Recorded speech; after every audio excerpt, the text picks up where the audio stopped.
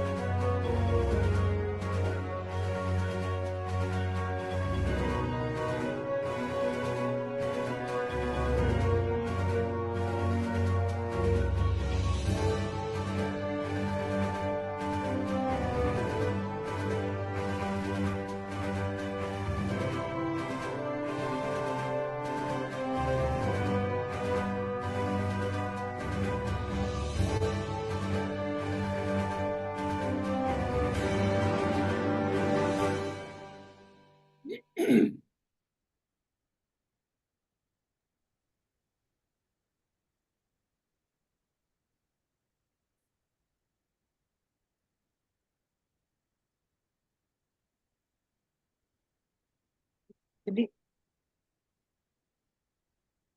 hey. Hello, yes. Good evening.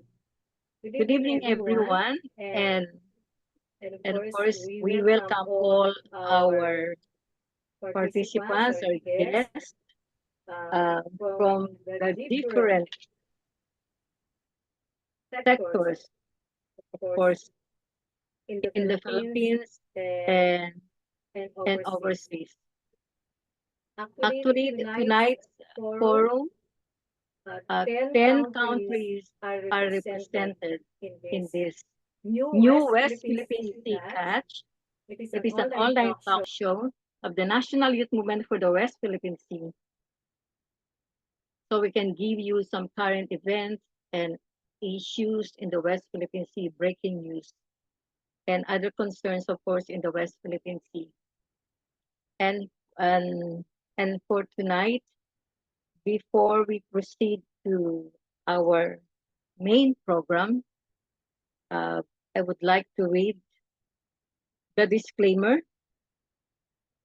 Any views, opinions, comments, or presentation of facts of the guest speakers, panelists, guests, attendees, and netizens are personal and do not necessarily reflect the stand and opinions of the National Youth Movement for the West Philippine Sea, nor the organizations they are affiliated with.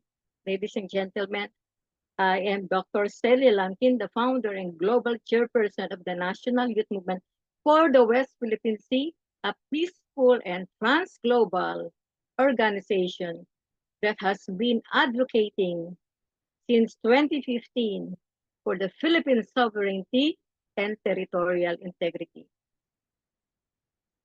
Now let us put our right hand over our left chest for our Philippine national anthem.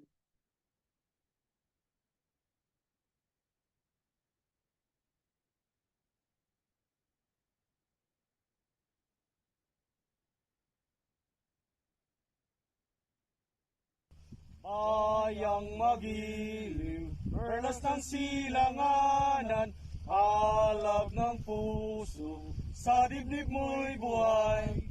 Lupang inira, duyan ka ng magiting, sa manlulupi, di ka pasisiil, sa dagat at bundok, sa simoy at sa langit mo'y bugaw, may dilag at tula at awit sa paglayang minamahal, ang kislap ng watawat mo'y tagumpay na nagningning, ang bituin at araw niyang kailan pag may magdidilim, lupa ng araw ng hatid pagsinta, buhay lagi sa piling mo. Aming ligaya na may mga api, ang mamatay ng dahil sa'yo. Kamay! Ha!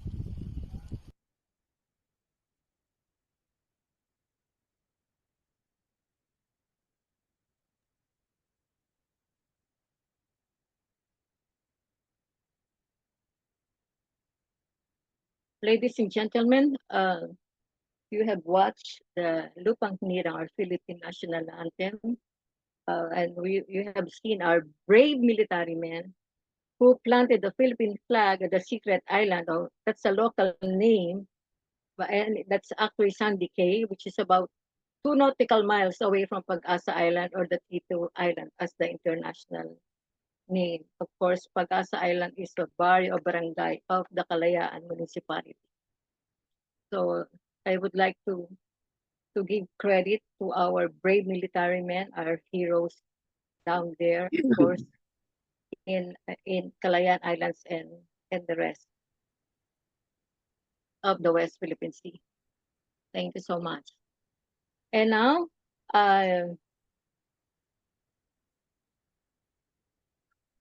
would like to introduce, of course, our guest speaker for tonight, Captain Carl Schuster. Captain Schuster is a retired U.S. Navy, retired U.S. Navy, who served in the U.S. Navy for 25 years. And he just retired after 24 years of teaching at Hawaii Pacific University and at Honolulu, Hawaii, where he taught diplomacy and military science program. He was the former director of operations of the U.S. Pacific Command Joint Intelligence Center near Pearl Harbor, Hawaii. Captain Schuster is a freelance writer with over 700 articles of military history and current events and 3 books being published. He lives in Honolulu, Hawaii, and occasionally he is working as a security and defense consultant for issues related to the Indo-Pacific affairs. Ladies and gentlemen, it is a great honor and a pleasure to introduce to you and welcome our guest speaker for tonight, Captain Carl O. Schuster, live from Hawaii. Thank Good you. evening. Thank you very much, Dr. Lampkin, and thank you for having me. The honor is mine. What we're going to talk about today is how the Beijing is using the People's Liberation Army Navy to send a strong geopolitical message, not just to the Philippines, but to all of China's neighbors in East Asia. So if we could bring up the slides. Okay. And of course, there's the introductory slide. If we go to the next one. Mhm.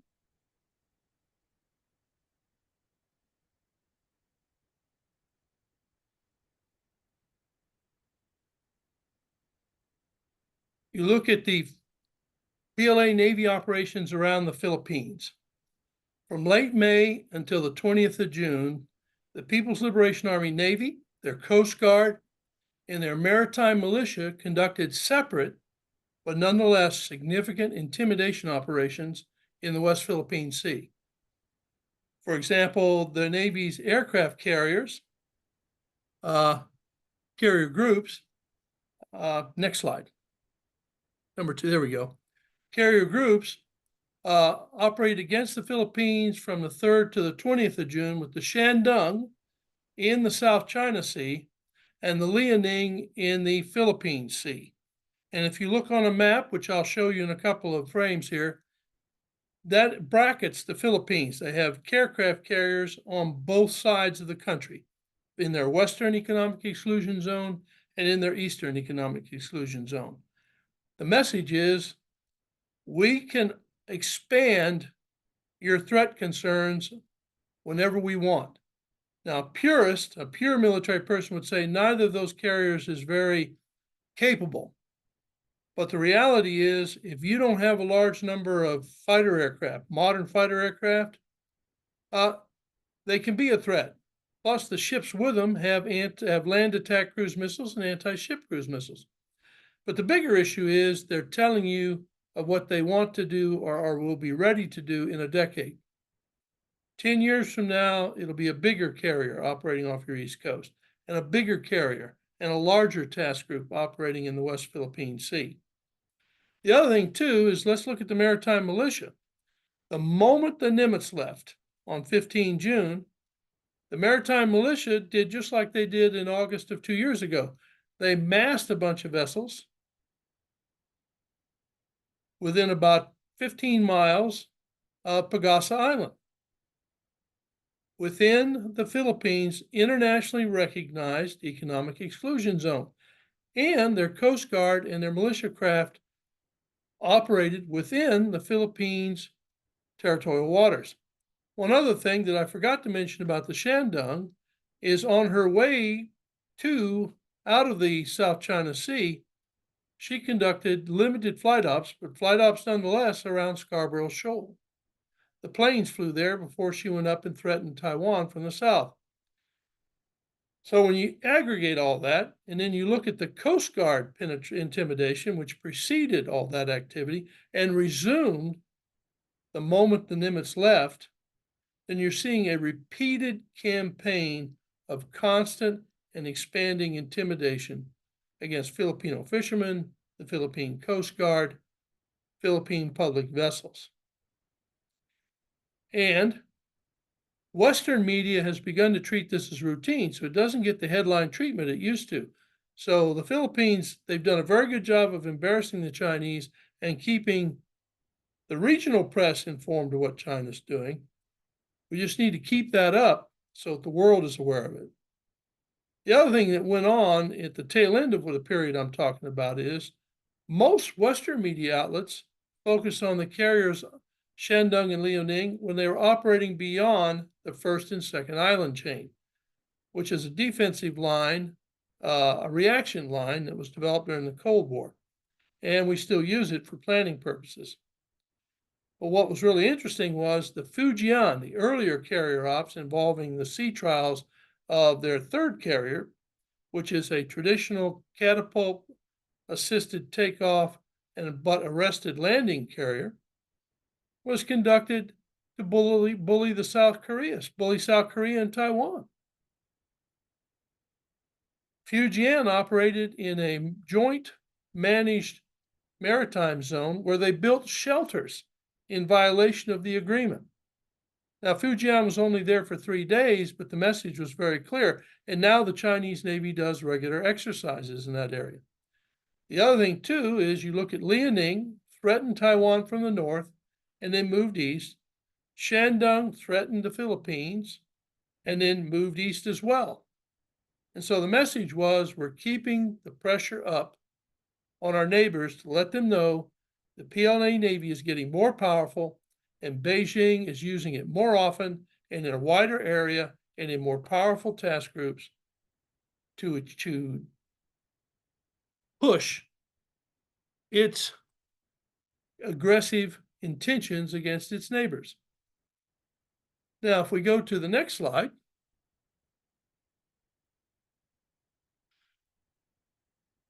remember what I said. Today's operations signal tomorrow's intent. Neither Liaoning nor Shandong have the striking power to face a strong Air Force or a U.S. naval carrier strike group. In their operations off Japan between 9 and 21 June, They each conducted about 400 to 450 sorties while operating between the first island chain and the second. That is about 60% of what a single U.S. Navy carrier group is capable. Fujian will probably be close to matching that. However, the message is more important than the operation. They sent the signal that we are capable of operating here now, and we plan to be out here on a regular basis in the future. And the forces that will be coming, based on the fleet's growth, will be more powerful than those we deployed this year. So you look at the Fujian's 25 to 27 May sea trials. I've talked about how they violated the PRC ROC agreement for shared management of that area in the Yellow Sea. But they've done something they did to the Philippines 30 years ago. They're building so-called fishing shelters in an area that's never needed fishing shelters before, just like they did in the West Philippine Sea back in the 90s. So that's a harbinger of what they intend to do. Next slide. Now this depicts the first and second island chain. And I want you to notice where the carrier operations were. Shandong came out of Hainan, went to the northeast, did some operations around Scarborough Shoal, very brief, very small scale, and then went beyond the first island chain, did some flight operations south of Taiwan and east of Taiwan, and then joined close proximity to the Liaoning in the area up in the northeast corner called the Joint Flight Ops. Now, before that though, notice the Liaoning came down out of Qingdao, went through the Miyako Strait, and then operated within Japan's economic exclusion zone, did flight operations slight flight operations, but nonetheless conducted operations east of Taiwan, northeast of Taipei, east of Taiwan, and then they went down to the east of the Philippines, and they moved up and passed the second island chain northwest of Guam, conducted flight operations there, were joined by the Shandong, and then they moved down and did joint flight operations off Luzon before Liaoning turned for home and Shandong returned for home. Now, to a U.S. naval officer, he looks at that and says, well, it's less than a 70-day deployment, and that is a true statement. But it's the first such deployment, and it signals that more will come. Now, I have no reporting to indicate what Shandong is doing right now. I've not seen any indications they're doing flight ops in the Philippines economic exclusion zone. She may, in fact, be on her way home, in which case the Shandong will arrive in Hainan probably the day after tomorrow. Meanwhile, Liaoning has already arrived in Qingdao, so she's home. So the deployment that ran essentially from 27 May to 22 June, in the case of Liaoning, it started in mid-May. It's now over. What will be interesting to see is if they come back out in August. I'm one who thinks that they and the Fujian will come out in August, but only for a brief period. And once again, that's part of the intimidation campaign against Taiwan. They now every day fly reasonably large numbers of aircraft across the median line in the Taiwan Strait, and they typically operate Coast Guard and naval vessels, 7 to 8 of them at a time, or routinely around Taiwan. In August, you'll look at 20 or 30 ships, and probably around 90 to maybe 100 aircraft sorties. They're using the Navy to intimidate their neighbors. They're sending a signal that we're growing in power. Beijing intends to use them when it wants. And we're here. We, the Chinese, are here. So, pretty strong message, and it's going to get bigger and more extensive in the future. Now, one thing I did not put on this map, if you'll remember in February, They sent a small 3-ship task force east of Australia. They did flight operations and disrupted commercial aircraft traffic for a couple hours. And then they circumnavigated Australia, went home through the Sunda Strait, and a port visit in Cambodia before they went home. Once again, they're showing that they intend to operate beyond what we call the first island chain, what China calls the near seas. The waters west of that first red line is referred to as the near seas by the Chinese. Their doctrine calls for them to dominate and control those waters. And then once they've controlled them, then they look at conducting forays beyond the near seas into the Western Pacific, far seas, to engage anyone moving in to intervene in whatever activities China's doing in the first island chain. Many analysts believe that'll be 2027 or later. And that goes beyond what I'm talking about here. But the important thing is they have a stated doctrinal goal of making sure those waters are controlled and dominated by China so that China can use those waters for whatever it wants, when it wants, and that it's preparing its forces to engage any outside force that may try to interfere with that. So that's where they're going. That's where they're headed, if you will. Next slide. Now, Liaoning and Shandong are going home. Now, this was Liaoning's longest deployment, about 67 days. 57 days, sorry. It's and the joint flight operations east of the Philippines warned Manila that the PLA Navy can threaten it from the east as well as the west. Liaoning and Shandong may have had a nuclear-powered submarine in company. I can't tell from what's available in the open source of the media. But many years ago, they talked about the need to have a submarine go with any carriers. So it's my belief, and it's a personal belief, that they probably had a submarine in company to support the carrier. And their newest class of submarines, the Type 093B, carries cruise missiles. Just supposedly 8 to 12. So their deployable naval firepower is growing. Now, Japan, South Korea, and Taiwan have recognized the PLA Navy's message. Japan was discussing it in their diet a couple of days ago. South Korea hasn't discussed it that I know of, but their military has increased their awareness of activities in the Yellow Sea.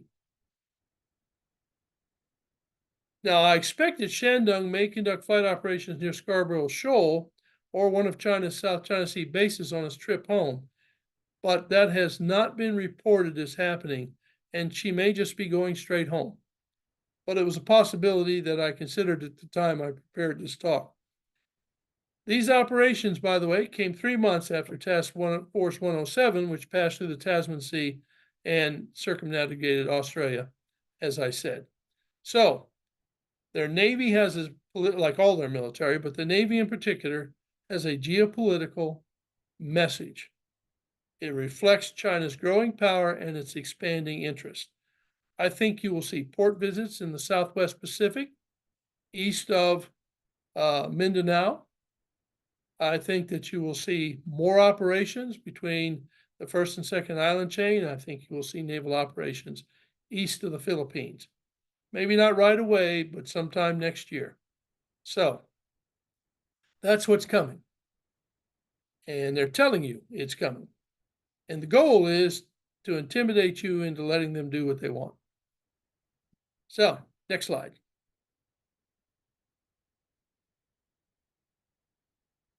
China has a powerful and growing fleet, numerically the largest in the world, and is expanding at a rapid rate, both in terms of strength and its breadth of operations. I've described the breadth of operations, but China is building and commissioning a cruiser a year. In fact, China has built more naval warships over the last 5 years than all the countries in NATO and the United States combined. And it showed it can operate anywhere in the Western and Southwest Pacific that it chooses. The last thing is, Beijing is willing to use its naval power to protect its interests, which is what most countries would do, but to advance its territorial claims. And that is an imperialistic message.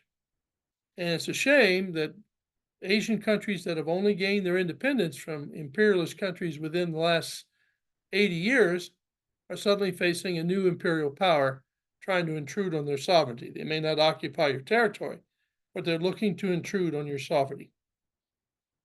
Now, a potentially more subtle message for East Asia, PLA Navy is here, and it can appear more rapidly than any outside entity or support.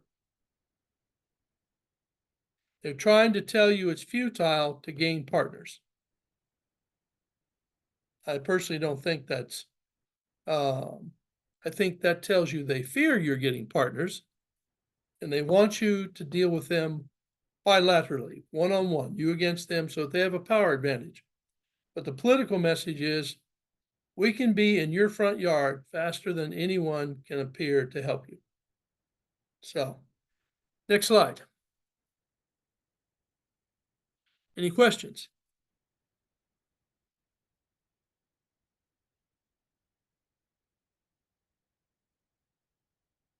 Okay, that concludes my talk until the open discussion period. Thank you so much, Captain Schuster. Thank you And for letting me talk. right, thank you so much for that excellent and presentation and very excellent insights. And as we all know, you're the expert on this one, and you know what's really happening in there. All right, so maybe we can start with a question of.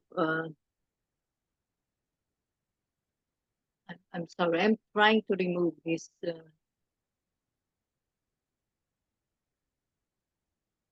This slide.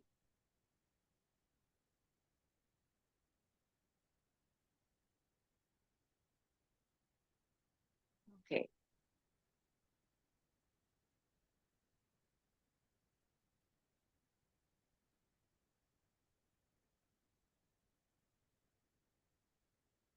I'm having some kind of technical difficulty for a while, but okay. So maybe we can start with a question of our participants. Of course, that we will be acknowledging them, you know, after. The question, you know, I don't need to mention their names, but, you know, I can mention probably the organization. I know this is kind of like, it's in general, it's a simple question, but, you know, the question is, how would we eradicate the presence of Chinese in the West Philippine Sea? Well, that's a tough one. I can tell you that the islands they occupy, there's not a lot we can do. Because if you try to take the islands back, you trigger a war. And China will take that war very seriously. And they're not going to walk out of those islands voluntarily. So the key is to prevent them from getting any more. And that can only be achieved by constant vigilance and improving your military and security. China only does what it can get away with. So the key is to prevent them from seeing an opportunity to get away with something. The rapid response to their little demonstration about Sandy Cay, for example, was perfect. They did that as a publicity stunt to test you, and there's a strong possibility they actually did it somewhere else. If you had not reacted, they might have seen that as an opportunity to go, even though there's really nothing there. It's not even small, you know, large enough to occupy. But if they establish their authority over it, they've encroached into your territory de facto, even though they have no de jure case. So constant vigilance, reacting to what they do, maintaining your own forces' presence in the area, diplomatic pressure, letting them know and the world know that their activities are unacceptable, keep the world informed, and engage as many partners as you can. The more partners you have, the stronger your deterrent position. I like the joint Japanese, Philippine, and I forgot the third country, Coast Guard exercise that was ongoing earlier this week. That is a very, very strong geopolitical decision. And it demonstrates that the Philippines is not alone. I think your partnership with Vietnam also sends that signal. And so China wants you to deal with them one-on-one so that you're alone against a more powerful neighbor. So when you have partners and your emerging partnership with India, all that tells China that you aren't alone and that bullying you is going to be more complicated than it was 10 years ago. I think also the U.S. exercises help. You know, we've put surface-to-surface missiles in the Philippines, anti-ship long-range missiles, and we've offered to sell you tactical jet aircraft. I think it's wise that you look to other sources as well. You don't want to be locked in on a single source, one option, because you wind up paying more than you can afford if there's no competition. I think also having more using alternate sources for your weapons allows you to exploit, shall we say, expanded production opportunities. If you order your planes from the same producers as everyone else, then you may not get your planes for 4 or 5 years. Whereas if you go for someone that produces a quality product and can get it to you in 2 years, that's the way to go. And so those are things to think about. All right. Air power dominates waters like the South China Sea and east of the Philippines. You don't need a 1,000 plane Air Force, but you need enough where their Navy cannot relax when they're in or near your waters. I'm also a fan of submarines. The Western Philippine Sea is shallow, not ideal for submarines, but the East Philippine Sea is great for them. And the Central South China Sea is great for submarines. And China is just now developing an anti-submarine warfare capability. So 1 or 2 submarines gives them something to worry about. And anything they worry about is one less thing they're going to be employing to bother you. And so those are all things to work, to think about. Expand your partnerships, expand your capabilities, maintain your vigilance, maintain your awareness, and above all, China is going to conduct political warfare against you. One of the things they do very effectively is use those who make money in China and those who are sympathetic to China to push policies that favor China. They do it in the United States. They're doing it in Europe. They do it in Japan. They're doing it in Taiwan, South Korea. They're doing it in Australia. Democracies are based on free debate, a free exchange of ideas, and a consensus. China invests a lot of money and effort into preventing that consensus from being developed in ways that counter what China wants the Philippines, Taiwan, the United States, or Japan to do. So it's not a simple process. It involves a wide range of concerns and a wide range of actions.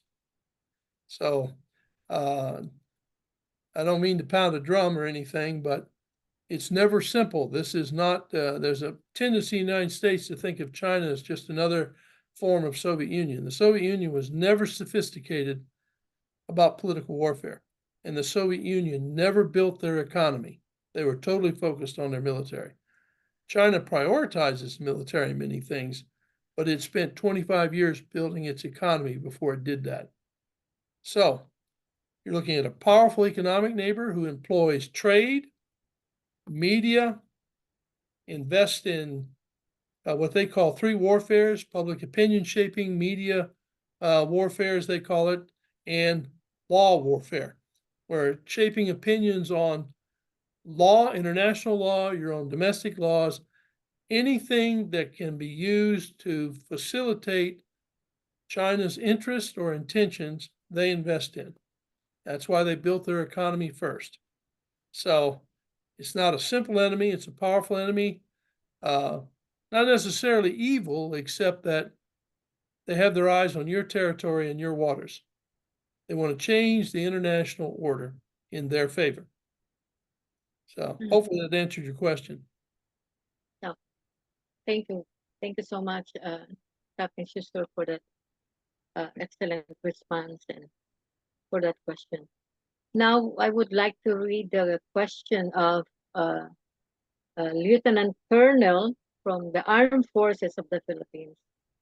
The question is, how has China's use of non-lethal coercion, for example, laser attacks, water cannons, ramming, blocking resupply missions, evolved, and what are its implications for the rules-based international order? Thank you, Captain Schuster.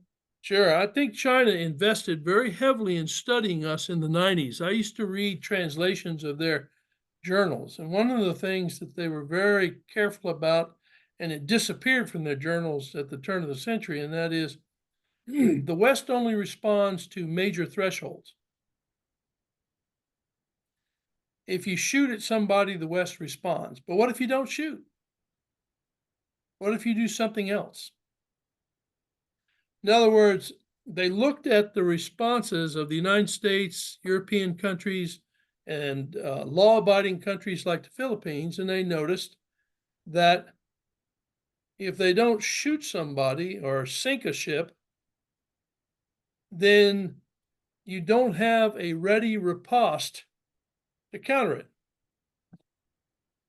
And the most effective response I've seen so far is the Philippines embarrassing China. Defend your ships, but let the world know what China's doing. The other thing to do is make them guess. If you have a combat aircraft flying overhead while a militia boat or one of their Coast Guard vessels are water canning one of yours, they have to wonder what you're bringing them over there to do. It's okay to videotape it. That's probably, in fact, the wisest thing to do. But the reality is you want them to be looking skyward. I would not recommend, but it's your call. I would not recommend doing what Vietnam plans to do, and that is they developed a People's Maritime Militia to counter, but their craft are smaller, they're made of wood, and they're outnumbered by their Chinese counterparts, whose hulls are made of metal, whose water cannon are more powerful. And so they're going to lose those little tactical engagements. So the most effective counter to that stuff is embarrass them.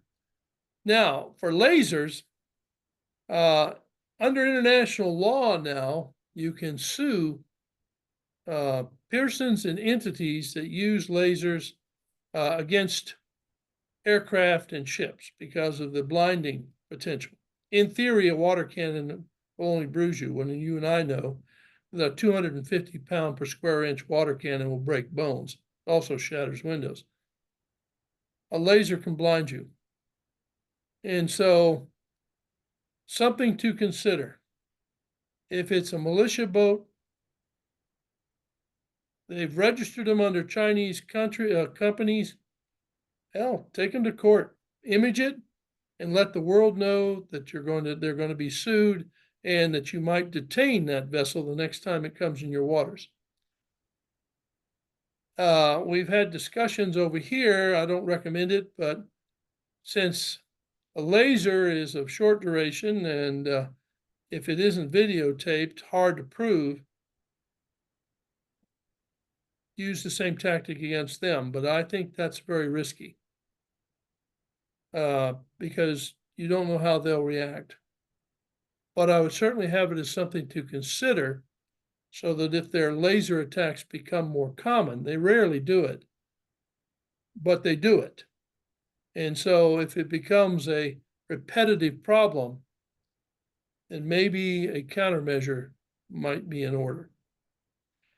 But that's something to think about, and that's a political decision. I would not authorize any private individual to do that, and it is something the government could think about and consider very carefully before they do. Forceful diplomatic protests with videos going to every embassy in the world. Let them know what China's doing. Who knows? Any embarrassment can have economic consequences. And that's one area. China is an export-oriented economy. And a growing number of countries are finding their behavior unacceptable. If a growing number of countries find it so unacceptable that they take some kind of economic or diplomatic action, China will at least stop it temporarily. They'll pick it up and do it again once the world's locked on to something else. But at least you get a temporary reprieve. Never be afraid to record what they're doing and embarrass them with the publicity. Right. Thank you so much, Sister. And we have another question, of course, coming from the Armed Forces of the Philippines, an Assistant Chief Inspector for Personnel Management. This question is, how do China's actions in the West Philippine Sea reflect broader objectives in the Indo-Pacific, and how can public information campaigns like the West Philippine Sea Catch counter disinformation, influence policy, and mobilize responses from neighboring states? Thank you. Yes, ma'am. I think that it indicates, here's my look at it. First, they took the Vietnamese islands. Then they gradually encroached on Philippine islands. I'm one who thinks that once Beijing feels they have dominated and have gained de facto control over the West Philippine Sea, then they'll move on and start encroaching on Malaysia. Because if you'll remember, when they were beating up on the Vietnamese in the 80s, they weren't going after Philippine territory. They waited until they felt they had solved the Vietnamese problem. Then they moved against the Philippines. Once they've intimidated you into surrendering your sovereignty to them, they may not be looking to conquer your territory, but they are looking to dominate yours and establish and reduce your sovereignty over its use. And once that happens, they'll move south onto Malaysia, which is an easier target than Indonesia. Their fishing boats have already encroached into Indonesian waters. Their oil exploration ships have encroached into Malaysian waters, but they have not pushed a Coast Guard presence into Malaysian waters yet. And they have not pushed a military presence, not consistently. They've made periodic Coast Guard forays. But their maritime militia is very cautious in Malaysian waters. Their Coast Guard's cautious in Malaysian waters. But once they feel they've taken your sovereignty away, essentially gained control by de facto absence, if you will, then Malaysia will be next. And I think the argument to be made is talk to Malaysia and Indonesia and Vietnam and say, look, we did an international court case and we have recognition of our territorial waters.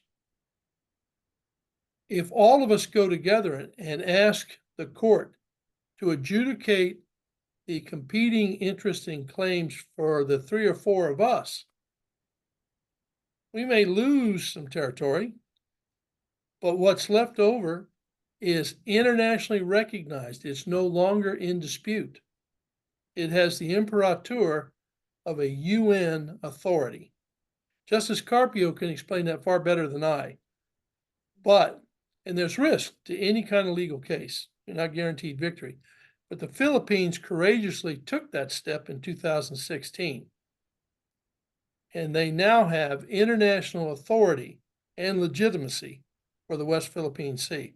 A collective settlement involving the rest of the South China Sea would put a lot of pressure on China, and they will try to employ political warfare to prevent it. But here's what's going on now. This is what complicates. It's very easy for me to say this. But Malaysia looks at it, and they're looking down the road and saying, well, right now they're beating up on the Philippines. They're not going to come after us until they're done with the Philippines.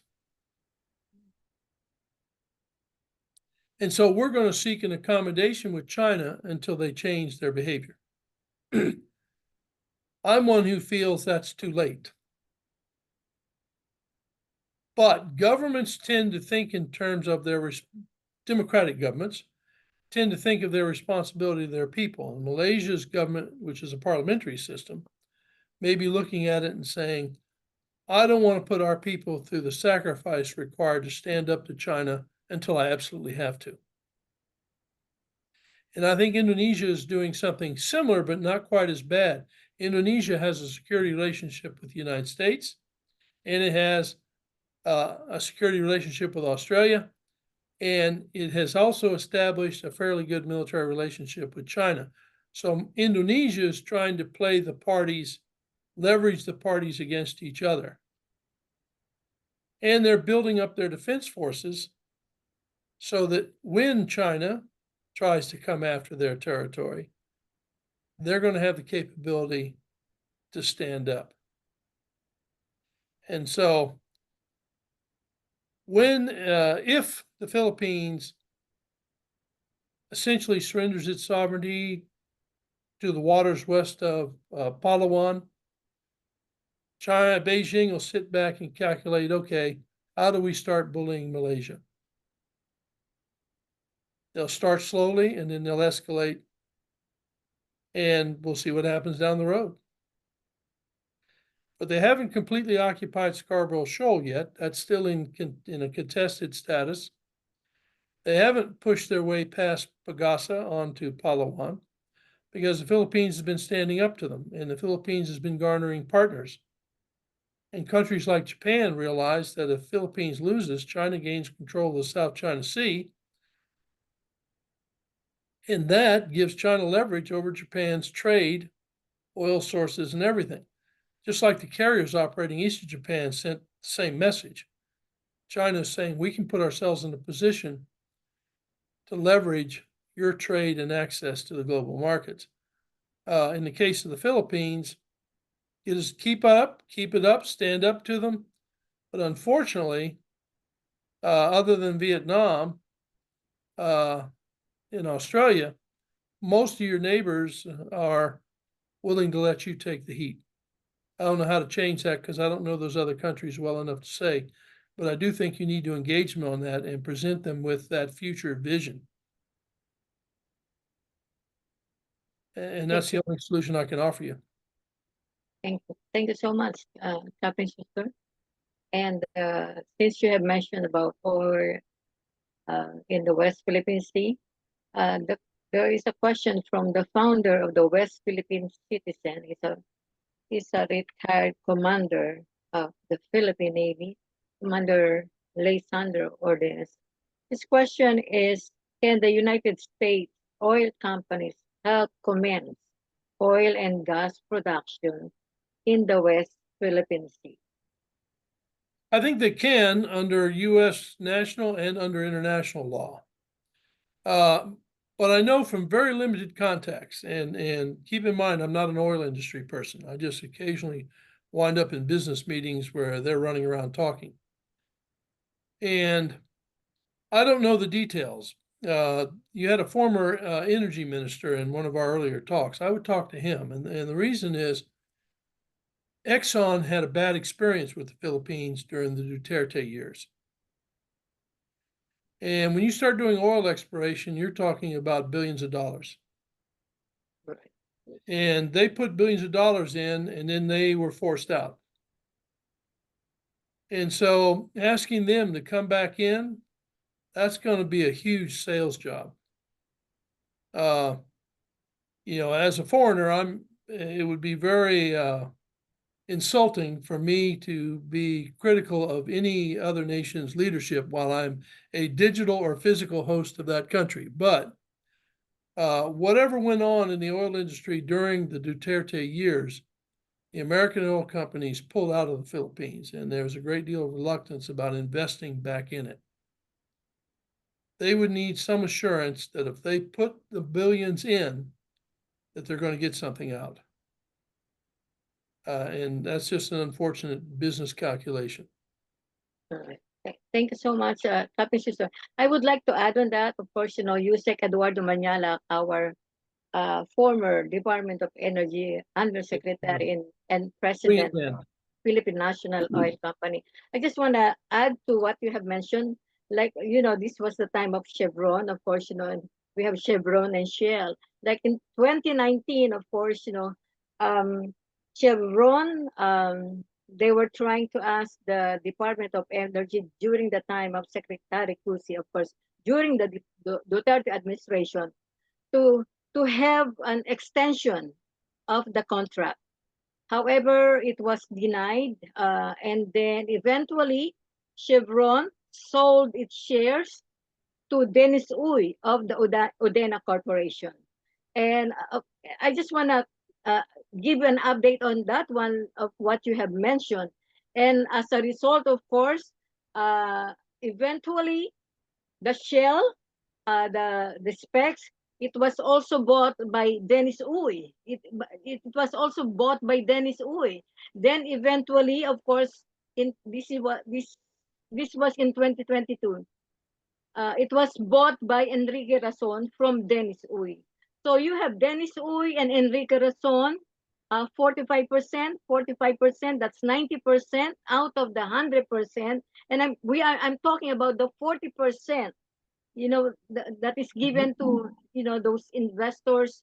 And of course, we still have the 60% for the Philippine government. Only 10% goes to the PNOC. So basically, that is the problem. You are right. So if we were able, if these U.S. oil companies, big, huge oil companies, left the Philippines, how can we convince more, foreign oil companies or the U.S. oil companies to come over to the Philippines? So basically, I just want to add on that one. Mhm. Oh, indeed. If I may build on that point for a moment, I've only met one Chevron person in my life, and that was 5 years ago. So I don't know their perspective from an official, but I do know when I bumped into the Exxon guy, there was political pressure for them to sell at less than market price their share, and so they looked at it and said, "You're asking me to invest billions and then turn it over to someone politically connected. We're not going to make that mistake again." And I suspect Chevron has the same mindset. And Dutch Shell has had 3 bad experiences drilling in the South China Sea. They owned an oil rig off Vietnamese waters in the mid-'80s. Chinese came and drove it away. They bought into the Philippine field, a very small portion, and they were pressured into selling it. And they started to drill off of Malaysia, and they were shut down. And so they look at it and they're going, wait a minute, we're 0 for 3. So it's going to have to be a huge oil field and a guarantee of a 20-year return for us to come back.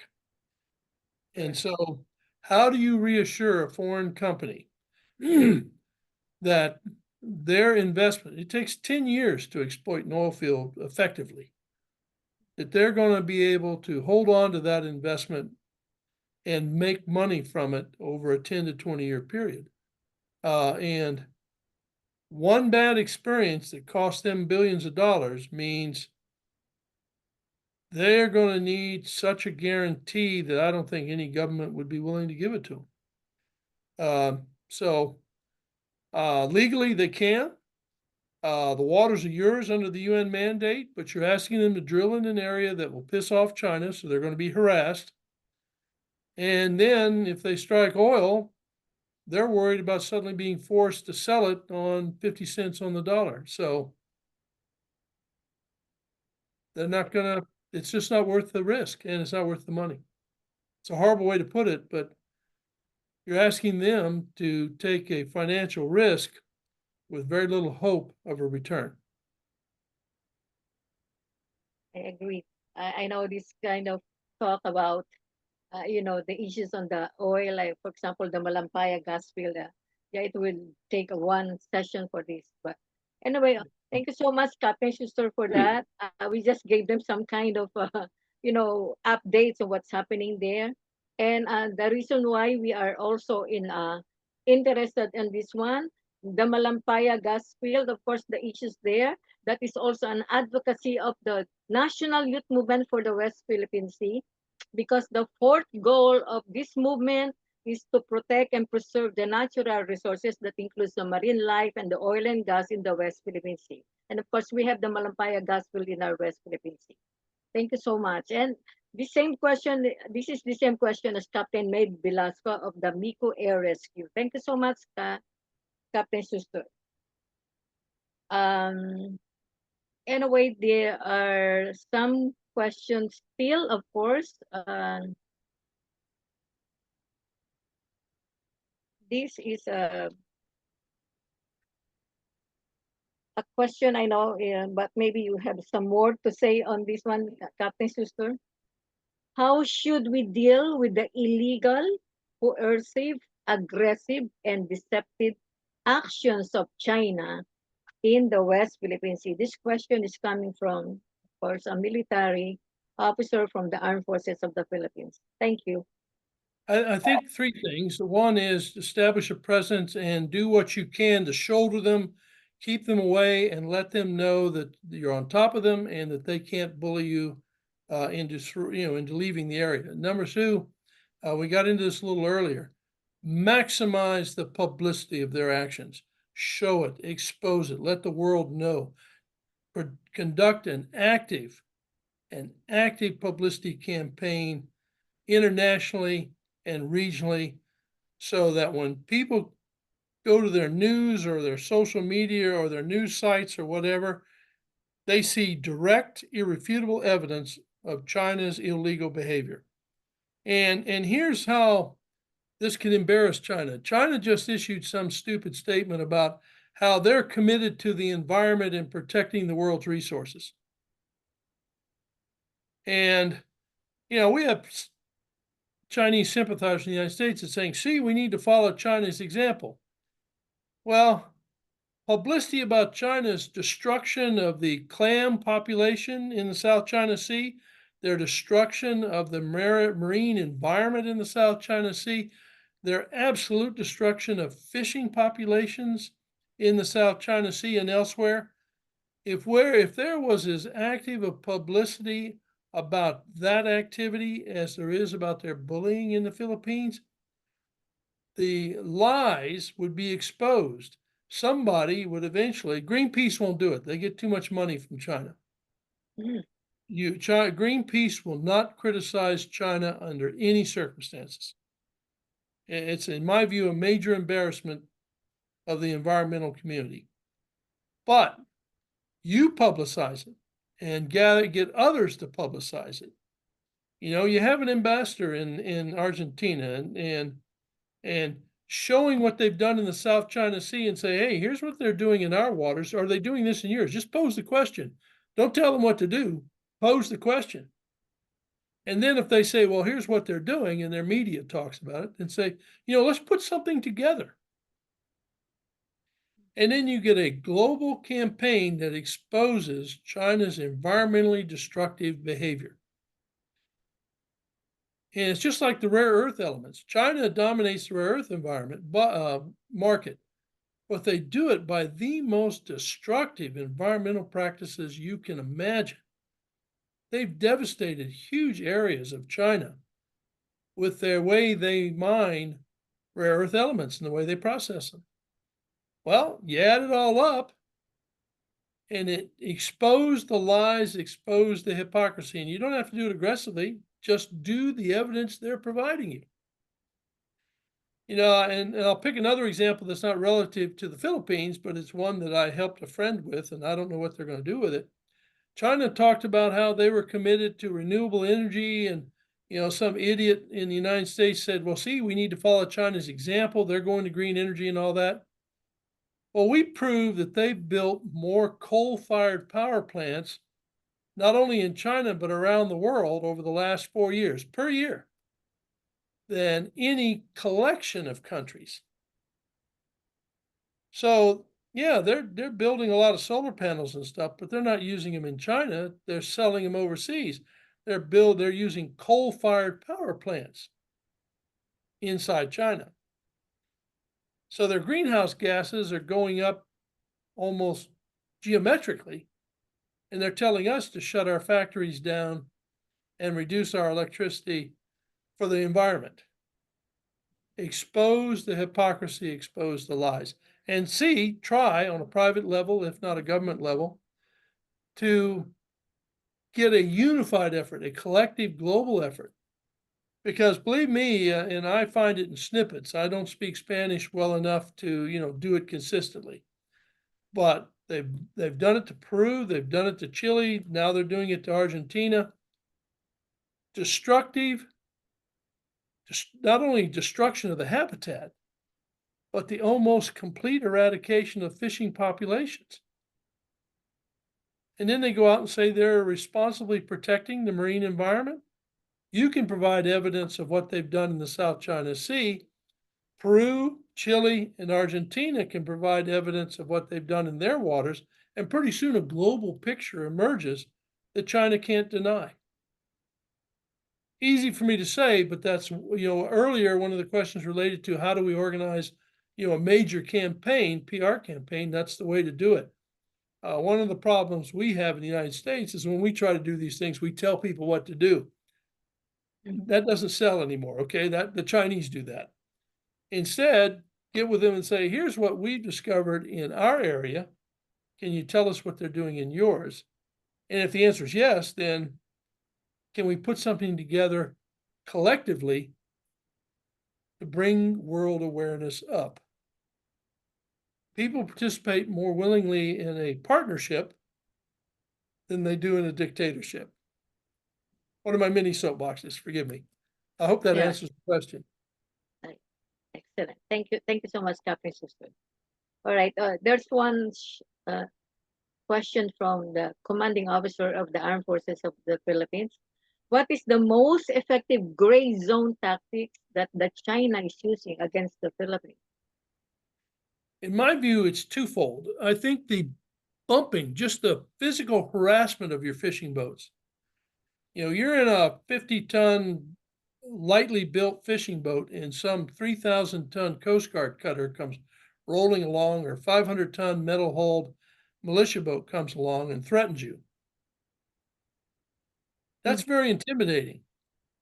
And they're doing to you what they've tried to do with the Japanese, and that is they intimidate the boats into leaving the area. And they establish de facto control. Their fishing boats then come in and steal your fish. So their most common tactic is just showing up, physical intimidation, verbal. And then if that doesn't work, then they water cannon them or bump them. Bumping's the last resort these days, because when they sank a fishing boat 4 or 5 years ago, the whole world got alarmed. They've been sinking Vietnamese fishing boats for 20 years. No one cared. But when they sank a Philippine fishing boat, suddenly the world knew. And it's because someone, and I don't know who, but it became global fairly quickly. And suddenly China realized that bumping a Philippine fishing boat and potentially killing Philippine fishermen could bring the Mutual Defense Treaty into play. And so Captain Suster, yeah. Since you mentioned about the, you mentioned about the Mutual Defense Treaty. How about what happened last year when, one of the servicemen, his thumb was cut during the supply mission in Ayung and Sean. So can you consider that as, I would say, to have an invocation of the Mutual Defense Treaty. You know, of course, that's It- only it- one of the. It was a public vessel. The guy was on a Yes. public vessel, Yes. which is covered under the Mutual Defense Treaty. And if you'll remember, our Secretary of State said that attacking a public vessel risks bringing the Mutual Defense Treaty into play. Mhm. Now, the previous administration was very reluctant to antagonize China, as was the Obama administration. Their feeling was a speech was enough. And they waited for the Philippines to request bringing the Mutual Defense Treaty into play. I would argue you don't have to be that blatant, but what you can do, and it would send a signal, is we've requested consultations under the Mutual Defense Treaty about items of mutual security concern. And that would get China's attention. Now, they would bring political pressure through their sympathizers and allies in the Philippines to prevent that from happening. But it's the Philippines' choice. And this administration would respond by at least conducting the consultations. I also think that the number and extent of the exercises can be expanded. I like the Coast Guard work that is going on.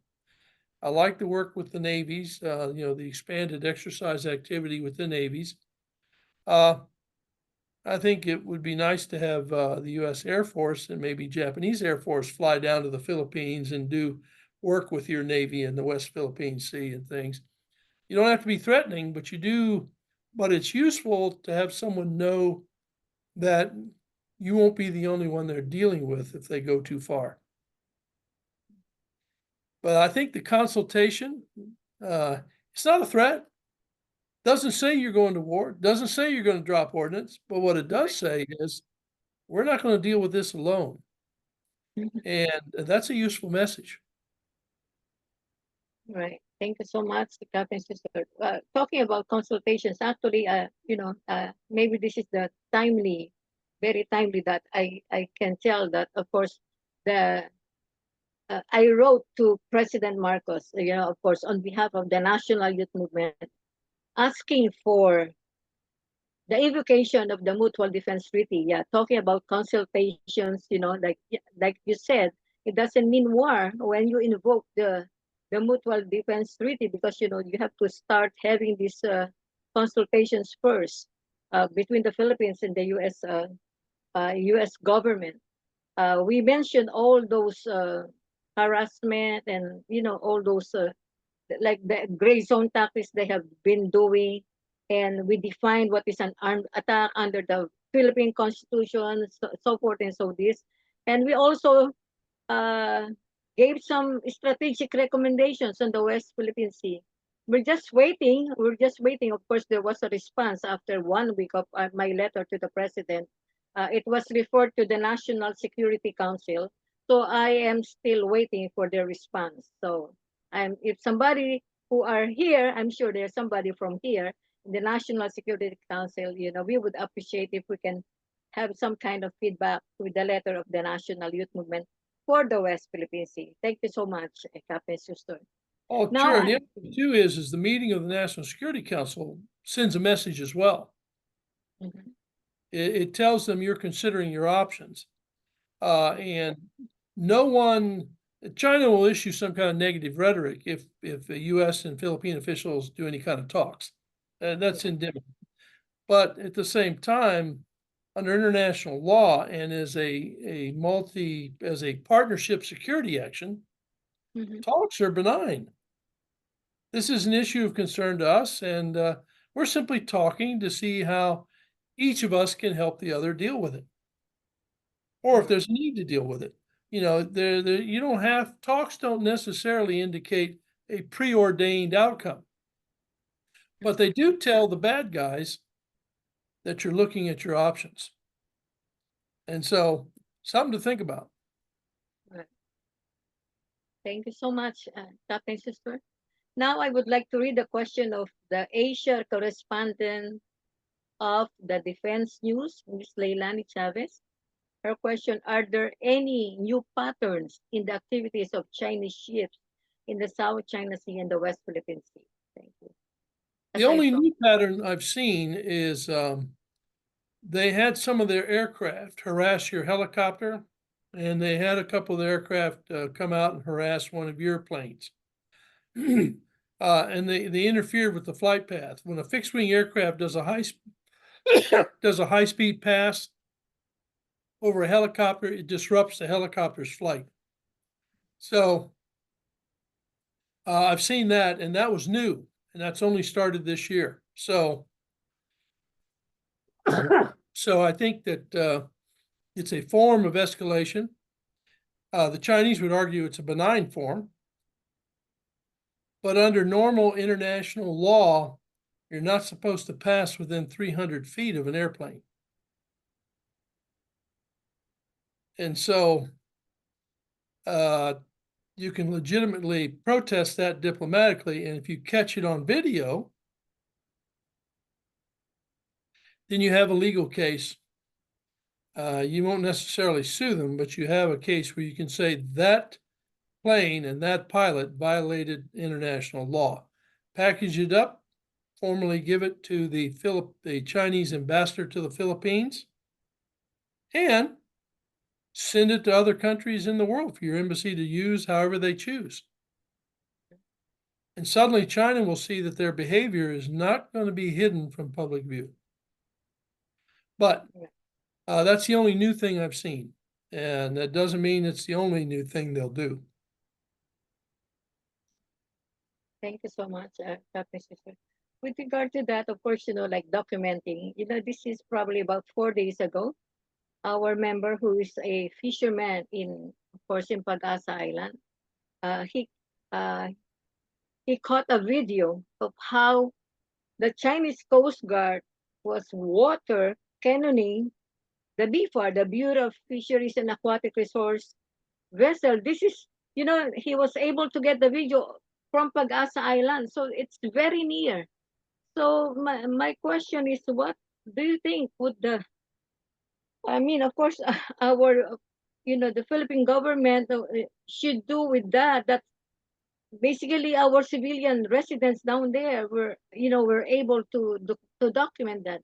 And we have military, of course, military men in Pag-asa Island also. Yeah. So this is not even actually near the Sandy Cay or the Secret Island. This is just very near the shore of the Pag-asa Island. Thank you, Captain Sister. Indeed. And I think that this survey vessel, was it a public vessel? By that I mean, did it belong to the government, or was it under contract to the government? Yes, no, it belongs to the government under the fisheries. Well, then that's yeah, that's an action against a public vessel.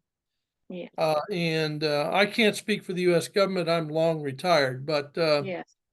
I would take that video, package it up in the records, and I would give it to the American embassy. I would say, look, through the attaché, say, look, this is an action against a public vessel, and your Secretary of State in 2021, November of 2021, said that any action against a public vessel would risk bringing the Mutual Defense Treaty into play. All right. We're simply informing you that this attack on a public vessel occurred, and we may bring it up in the future, or say that we will bring it up in any talk with U.S. government, visiting U.S. government officials. In other words, get it on the record that you have evidence it happened, and that you remember the promise made 4 years ago. And I'm not saying anything will happen, but what I am saying is it can't be ignored. Yeah, I agree. Thank you so much, Captain Schuster, for that excellent advice. Right. So now this is coming from the commander of the Philippine Coast Guard, Commander Muhammad Ansari Dikritan. What are the steps and protocols being taken by the Philippines and other neighboring countries regarding China's action? Thank you. Well, what I've seen from the Philippines, and mine is a media reporting perspective, is you're patrolling more, you've called them, you've ordered their fishing craft and so forth out of your waters. You have positioned yourself between them and your fishing craft in many cases. You've publicized what they've done, and I think that's both commendable and necessary. In the case of the Malaysians, the Chinese Coast Guard has yet to intimidate them. But when their militia boats and their Navy went down there, the Malaysian Navy put a ship in trail of them. The result was they never entered Malaysian territorial waters. They did operate in the economic exclusion zone, but they didn't bully or intimidate any Malaysian fishing craft. The Indonesians go one better. They've actually detained and arrested Chinese fishing boats, and they put warships escorting the Chinese Coast Guard vessels. But remember, it's an easier problem for them because the Chinese are very careful in their intimidation of Malaysia and Indonesia. Their focus is on the Philippines now. And so I think, and I know this is a broken record that's playing over and over again. Well, contact your Malaysian counterpart and say, hey, can we do joint patrols along the edge of the waters that that border our respective claims? I have my West Philippine Sea. You have yours, which you are defending. Why can't we patrol together or just work together? Professional development type working together. But that's all I can think of because I see no impetus in Indonesia or Malaysia do anything more than what they're currently doing. And Brunei is even more passive than that. They don't object to what the Chinese are doing. And so that's an uphill battle, but if you don't fight it, then it'll never be fought. So keep them informed. Informing your partners and neighbors doesn't always get the result you want. But when it impinges on them and they've had the information to warn them it was coming, they are much quicker to respond than if they suddenly have to discover and build it on their own. It never hurts to keep neighbors and friends informed of what the bully on the block is doing. But I think the Philippines has been very courageous. I look at what y'all have been doing over the last 3 years and dating back to taking it to the UN. I know of no country that had the wisdom and political courage to do that. Thank you. Thank you so much, Captain Schuster. Now we have another question from the Vice President of Jeffco Laboratories, Mr. Jeffrey Mijares. Shall the Philippine Coast Guard, fishing boats, and government research vessels be always at the receiving end every time the Chinese Coast Guard water cannons them? What's your take if the PCG or the Philippine Coast Guard engage the Chinese in a water cannon fight? Well, I've seen the Vietnamese do it. You're going to be doing it against a ship that's much larger than yours, number one. And if you do it, I recommend having air power overhead. I'm a fan of counterpunching, but sometimes it's counterproductive. But I would put stronger water cannon on your boats, and then always have air power overhead. And that way, it adds a factor they have to consider. And have your Coast Guard do it in pairs. Don't go one-on-one with that larger ship. And also remember, doing that is a political decision, not a purely military decision. Okay, because China controls their Coast Guard very carefully from a political perspective. First time you do it, they'll probably back off unless they have instructions to do something. But you do have to worry about what happens next. And I'm not saying that doesn't mean you shouldn't do it, but it does tell me that you should consider what they might do next if you do it. and I would recommend you always have a power advantage when you do it. Their Coast Guard vessels are larger than yours, they're more numerous than yours, but in circumstances where you outnumber them, might be time to do that. But I would also have air power ready to go so that once it starts, you have air power overhead. Doesn't mean you attack, doesn't mean you drop bombs or anything, but what it does mean is they can't ignore your possible reaction to their going too far. Just a Thank thought. you so much. Thank you so much, Captain Sister. There's a Easy for me to question. say, I'm not the one who'll be facing the danger. Mhm. Okay, there is a question from a professor of the Philippine Air Force Officer School, Air Education and Training Command from Lipa City.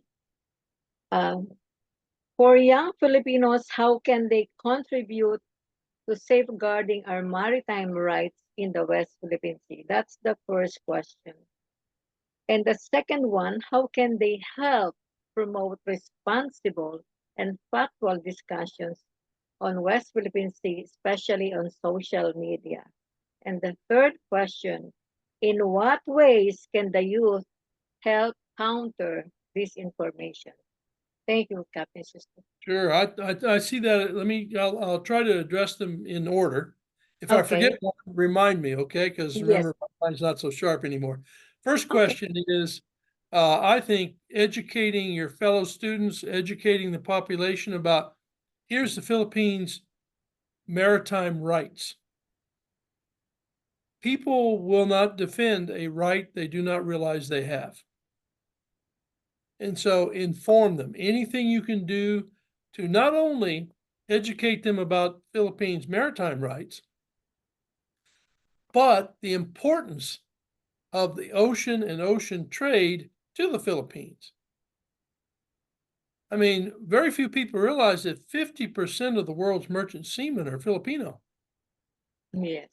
So the ocean, freedom of the seas, maritime trade makes a vital contribution to the Philippines, even if it's not trade coming to the Philippines or from. So, hey, gang, the UN has awarded these waters to us. Here's how important they are to us. And here's how the ocean access writ large is important to us. And I think getting that message out, because an informed, educated population, you would be surprised what an educated population can do. There's hundreds of people out there with brilliant minds and ideas beyond what people like, us can come up with. But until they're aware of the need and the importance, they may not give it much thought. And so education and inform often generates ideas and vision. Something to think about. The second one was, what was the second question? How can they help promote responsible and factual discussions on West Philippine Sea, especially on social media? Oh, absolutely. I think discussion groups where they say, here's the issue this week, here's what China's done, share the information, and then maybe organize group discussions. And also, I'm not a big fan of demonstrations, but I do think anything that embarrasses the Chinese embassy about Chinese behavior, even just posting signs, on nearby buildings and things, assuming that doesn't violate private property laws. But just get it out there globally. One of the beauties of the Philippines is it's one of the world's most multilingual societies. Nearly as many people speak English in the Philippines as in the United States. And English is the lingua franca of maritime trade and military and maritime issues.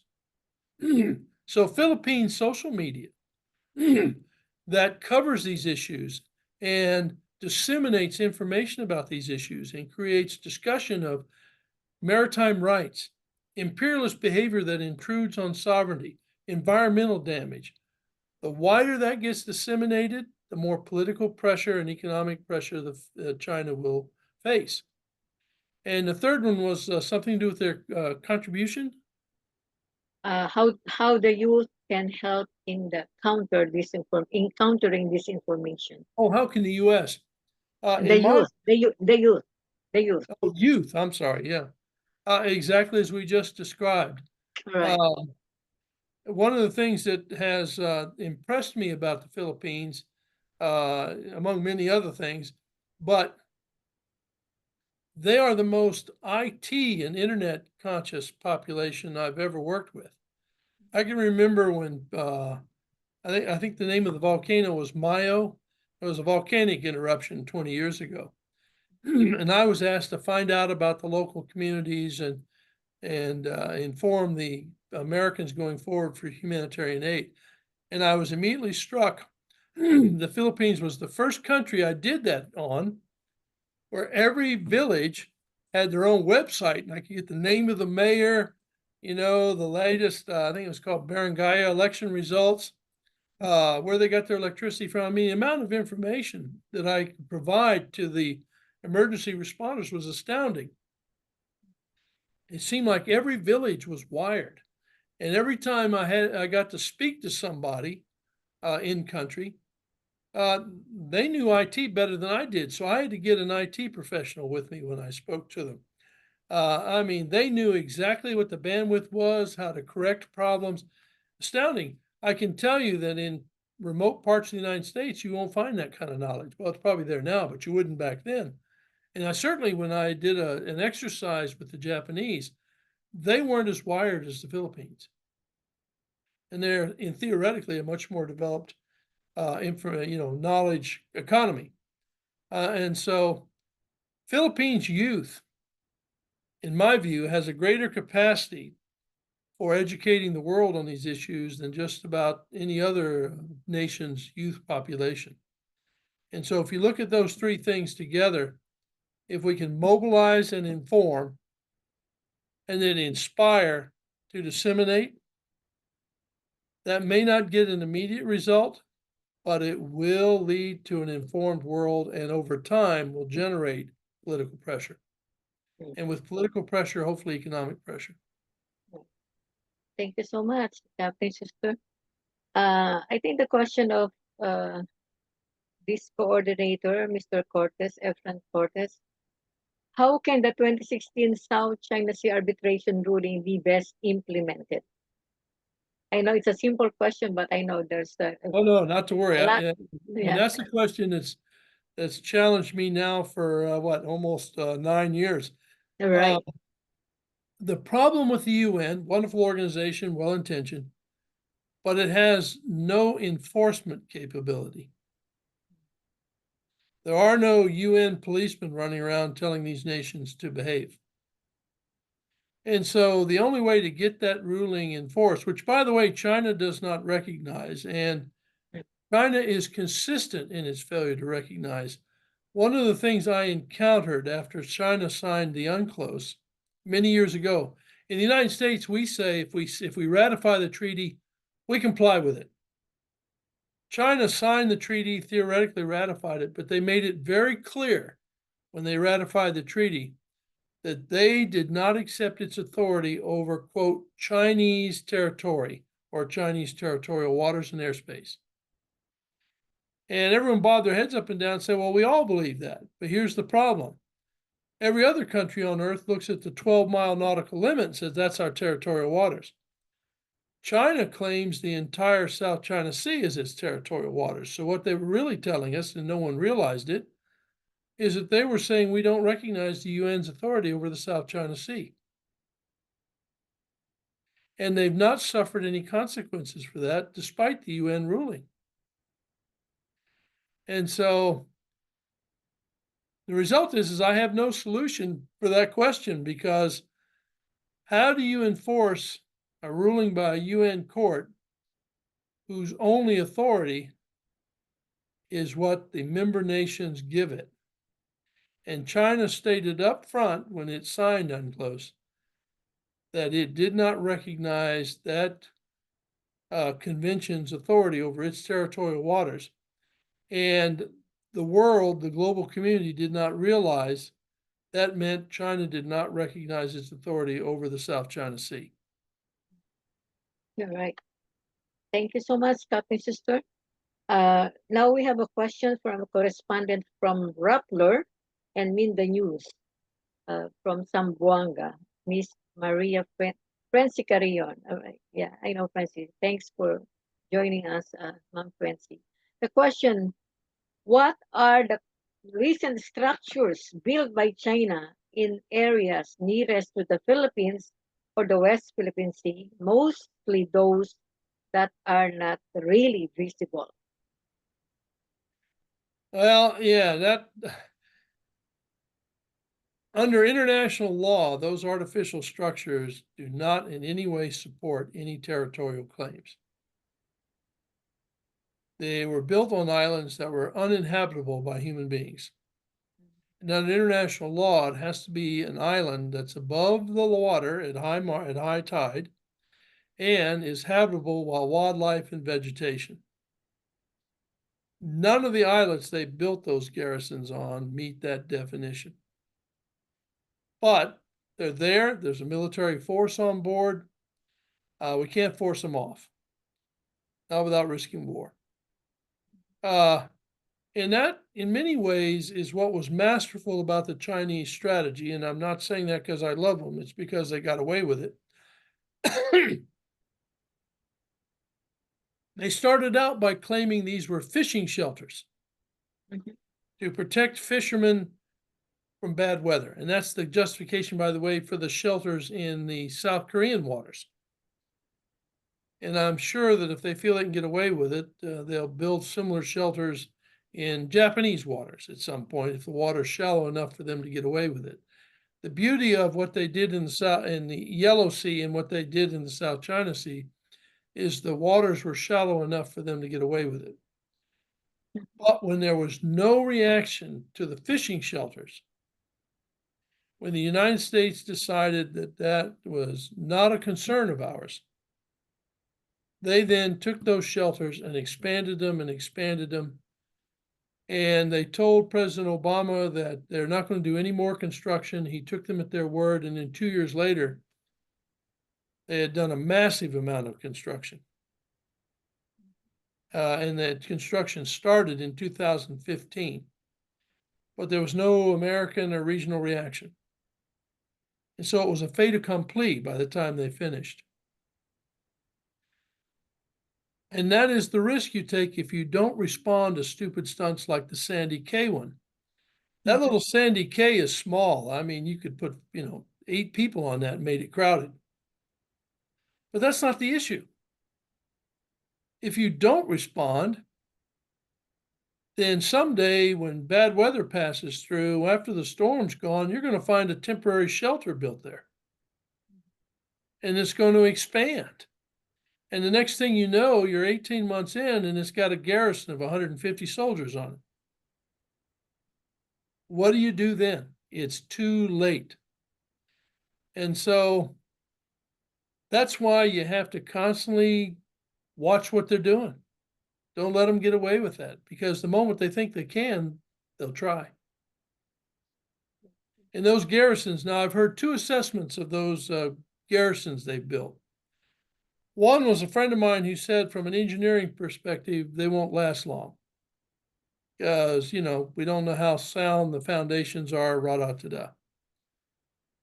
Another one told me that the reality of that assessment is based on the feeling that they didn't drive the pilings down far enough into bedrock or marl. The reality is we don't know. They've operated KG-600 airborne early warning control system aircraft. They've got large radar towers. They've got very extensive runways on some of them. The buildings have tremendously large foundations built. But what's on the surface is irrelevant on an island that's built that consists of filled-in land, crushed coral pounded into place. What matters is how far the foundation goes. And I'll just pick an example from my own life. Doesn't mean I'm an engineer. Mhm. But when they built a 4-story apartment building near my hometown, I live in what's known as I used to live in what's known as the Low Country. I lived 1 mile from Big Hole Swamp. And every heavy rainstorm, other than we were up on high ground, but every heavy rainstorm, people were having to put sandbags up to keep the water out of their homes. And typically you did not build more than a 1-story home because the land wouldn't support it. What they did for that apartment building is they drove pilings 250 feet down to the marl, as it was called, which is a hardened subterranean clay of some sort. And then they built a huge flat 4.5 feet thick foundation and then built the building on top of that. And it's stood now for almost 50 years. If that's the way they built those island garrisons and there's a marl or bedrock foundation down there, then they're not going to collapse anytime soon, but they are open to ocean action and so forth. Bottom line, I've walked you 5 miles across the street, if you will, but if they built it right, and with the level of corruption in Chinese construction, that's not guaranteed. But if they built it right, then they're good for 25 or 30 years. If they took their usual corruption and do shortcuts, then those garrisons are going to start having trouble in 5 or 6 years. But I don't think anyone really knows. I could be wrong. Remember, I haven't done real intel work since 1999, so, but I'm one who thinks we won't know until we've had time to observe them over time. Well, basically, you are always right, Captain Schuster. You have Well, given thank you. us You're very all kind. these, actually, all your speculations, actually, they're not speculations, but they are facts, and it has been happening. So, since we have this kind of webinar in 2020, yes, we have learned a lot from you, and most of them have happened already, and even your recommendations have been happening already and been implemented by the Philippine government. Thank you so much for helping us in our West Philippine Sea issues. Thank you I so was much. honored. I was honored to do so, and thank you so much for your kind words. I appreciate it. Yes, thank you so much. Captain Sir. I know, ladies and gentlemen, we're kind of like, it's about 7:40. Usually when we do this, it's because of the many questions, and we have a very we have the expert here who is willing to answer almost, if not your questions. Maybe if you don't mind, Captain Schuster, we can have some kind of an overtime for another 10 minutes. Is that okay? And Sure. also Sorry. our participants, yes. Sure. All right. And also, if I may, I've got a couple of chat questions here. And unfortunately, the way this laptop works, there's a 90% chance I'll screw it up if I try to type. But I have a question from a Norma Amata. Says, now that they're in power, how can the U.S. possibly help the Philippines to avoid invasions of Japan? If China tries to invade mainland the Philippines, by that I mean Palawan, Luzon, Leyte, and so on, we can deploy air and naval power and ground forces and air defense forces and missile defense forces to help, and we will under the Mutual Defense Treaty. We exercise that every year. And so, but if it's like they build something like on Sandy Cay, we come in one morning and there's a military structure on there. That's a more difficult question. And I can't predict what or how the US and Philippine governments react. I only know that your options are very narrow once they establish a precedent on an island territory in those waters. So hopefully that's as close to a good answer as I can give you, but I hope it kind of it reassures you about a big invasion, but it also highlights the complications of trying to prevent a small seizure like they did at Mischief Reef and tried to do at Scarborough Shoal. The other one was by someone, Leo Hernandez. Is the U.S. more concerned than the Philippines on the naval buildup, China's naval buildup? And the answer is, I think we're both concerned. I know for the US, it's a big concern because it looks like China is trying to dominate not just what they call the near seas, but they're looking to challenge our naval position in the West Pacific. And so we looked at the carrier deployment that I talked about very seriously. And I know the Philippine government has looked at that buildup very seriously as well. So for us, it's big in a very big way because if we don't meet that challenge, then we will lose our ability to function and operate freely in the West Pacific, including the South China Sea. But we have to do it in a way so that we don't abandon our interest and allies in the Indian Ocean, the Mediterranean, and the Atlantic. So it's for us, the concern is bigger, and the Chinese rapid and incredibly rapid growth poses problems for us globally, even though you would think that it would only be limited to the Western Pacific. It's not.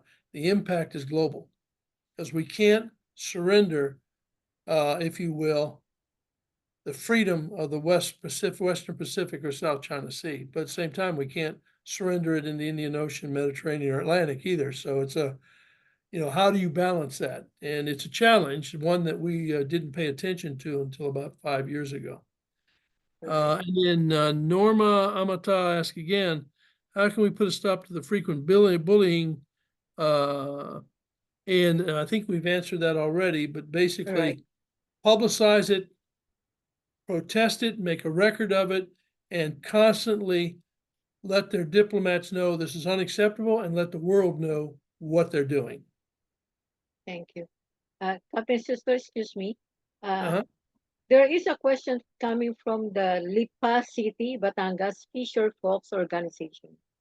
Okay. The question is, what are the indicators that the Philippines is already infiltrated by China's operations?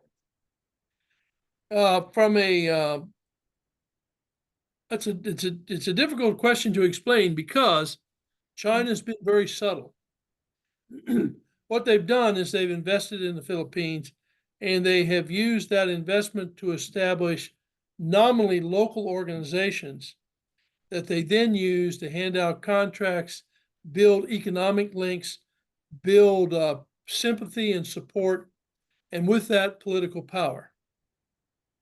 And so, in the old Soviet days, somebody was an agent of the Soviet Union, da da da da. That's not the way the Chinese work. They come in, they give you a contract to do something worth, say, several $1,000,000, and then someone starts around, criticizing China, and they tell you, "Hey, you're our friend. Why aren't you countering this? Because it'll affect our business with you." Ra da da da. And so the infiltration's subtle, and it starts on an economic level. And then from that economic level, you develop the friendship links and relationships that allow you to apply that to direct public opinion in a direction that is, if not favorable to China, then not anti-China, if that makes sense. Thank you. Thank you, Captain Sister. There is a question from Mr. Glory Vindida of the PMAA. How does the fielding of two Chinese aircraft carrier affects the strategy of the U.S. Pacific Command in the Asian region and the current policies of the Trump administration towards China and Russia? This administration recognizes they're a threat. And the challenge we face in countering it is the two carriers not only alarmed us, but they alarmed Japan. And we are developing partnerships to accelerate our shipbuilding in partnership with South Korea and Japan. We allowed our shipbuilding industry to atrophy and almost die in the United States. It takes us twice as long to build a ship today than it did 15 years ago. We allowed the skilled labor. We didn't replace the skilled labor as they aged and retired. I'll give you an example that I'm aware of. One of my high school friends, he got a job in the shipyard building ships, and he became a highly skilled craftsman, made a good living. And then we decided we didn't need ships anymore. So suddenly they laid off all 3,000 shipyard workers. And to give you an idea how skilled he was qualified to um, construct plates on submarines. And he went out now. He was very successful. He got a job as a real estate agent and so on. But he's now my age, and they asked him if he'd come back and work in a shipyard again. Well, he's 73 years old. What are the odds of him going back into a shipyard, lugging welding equipment and all that stuff around? And young people in America have grown accustomed to not having to do that sort of physical labor. And so we have a recruitment problem and we have an infrastructure problem. And so we want to respond, but it's going to take 2 or 3 years of investment to build the capacity to respond. I'll give you a vital statistic in explaining that. China's largest shipyard alone has 20 times the shipbuilding capacity of all U.S. shipbuilding yards. They invested, we outsourced our shipbuilding, commercial shipbuilding to them, and now they can build ships at a phenomenal pace, and we haven't built a ship on time in 5 years. And so we got a lot of catching up to do. And the carriers, I think one of the reasons those 2 carriers set off alarm bells is there were some hopeful people in the last administration who didn't believe the Chinese would ever do that. And they have. And we're looking at the Fujian becoming operational probably by October. And we're looking at the Type 004. I'm one who thinks the keel will be laid in October, November, and she'll enter service sometime around 28, 29. And it'll be the same size as the Nimitz class. I don't think it'll be nuclear powered, but the point is they're going to have 6 carriers by 2032, 2033. And we need to find a counter to that. Drones will help. I personally think submarines are the best counter to a carrier. They're not as flexible in diplomatic and crises, but no one's going to operate a carrier where they might face multiple submarine threats. And it's the one area where we still maintain an advantage. So I'm walked once again. I've taken you on a gigantic transoceanic trip to explain something that's fairly short, but we are alarmed and we're already discussing how do you counter it. Now, the good news is their carriers have predominantly an air defense mission. Those 2 carriers, the later ones will be far more capable. And so the best counter to carrier operations between the first and second island chain would probably be the deployment of F-35s and B-2s and F-15EXs, because a U.S. Air Force Air Wing would take out those carriers fairly quickly. Anyway, hopefully that answers your question. Okay, thank you so much, Captain Susan. There may be 2 more questions. Sorry. This is a question from the station manager and anchor of the K5 News FM, Olongapo City, Miss Eileen Sanchez. Are the government's, of course, talking about the Philippine government's efforts, enough to maintain our sovereignty over West Philippine Sea? It is my belief that at the moment, that answer is no. And I say that by comparison the ratio of types of aircraft and numbers. China has enough aircraft to maintain superiority through the western South China Sea.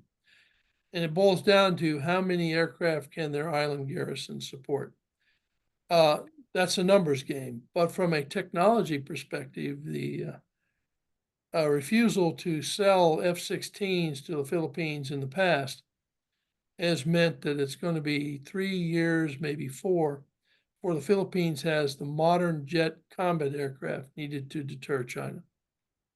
And so unilaterally, I say the answer is no, Mhm. which is why I think maximizing the number of partners you have is important. China will not invade or try to intimidate you if they know you are not alone. Mhm. Right. You're right. Thank you so much for that, Captain Sister. And I think there's another question here from a Philippine Air Force officer. Given the increasing presence of Chinese vessels in the West Philippine Sea, how can the Philippines strengthen its maritime domain awareness and cooperation with regional partners without escalating tension? There are a lot of options that sound simple on the surface, but are actually quite difficult to execute. One is set up a common information sharing system where, it can be web enabled with, machine encryption or whatever, where whatever the Philippines sees at sea in those waters, it's put into a common uh, interactive real-time display. And what the Philippines sees does the same thing. And what the Philippine Air Force sees, what the Philippine Coast Guard sees, and what the Philippine Navy sees all wind up in a common operating picture. So they're all aware. And I would also ask with the U.S. Embassy if they have any ability to develop a common maritime awareness capability with the Philippines so that they see what you see and you see what they see. And that way, awareness is expanded. But the beauty of expanding awareness is you suddenly realize where your gaps are. Right now, you don't know where the gaps are because, this service has their picture, this service has their picture, and that service has theirs. America has their picture, and so forth. We talked about that during Admiral Blair's period 20 years ago. I don't know what happened to that initiative, but it was a good idea. If we all know what's going on, we can coordinate our actions better. It can also avoid misunderstandings. And so I think that's one way. Another way is look for inexpensive maritime patrol aircraft equipped with a system for linking what you see and what you track to a maritime information center. In that way, reconnaissance and maritime awareness contributes to maritime awareness, forgive me. And that maritime awareness allows you to employ your operational forces more efficiently. And it also enables you to employ or structure and organize your reconnaissance more efficiently. For example, if you know where the plane and where it's, conducting its operation, you can have the ships look elsewhere or have the ships reinforce where the plane is going. Planes can search huge pieces of territory compared to a ship, but they can't maintain a presence. So if the airplane sees something that's enduring or staying there, then Coast Guard and the Navy know to send someone there to maintain a presence and monitoring. So that it's basically integrate what all you have and then identify what you need to expand and make sure that's integrated as well. And above all, see if your partners and allies can help you with that effort. Thank you so much. I think Captain Schuster, I just have one last question. This is Sure. coming from the Department of National Defense and Admin. Tensions continue to rise in the West Philippine Sea as China builds military structures and blocks Filipino vessels. How do these actions affect the Philippine sovereignty, economy, and security? And what should our government do to respond? Thank you. That's a tough one. I think in terms of its immediate impact on the Philippine economy, not very much at the moment. In terms of a threat to your sovereignty, what China hopes, or Beijing hopes, is that you'll back off and allow them to establish a de facto domination.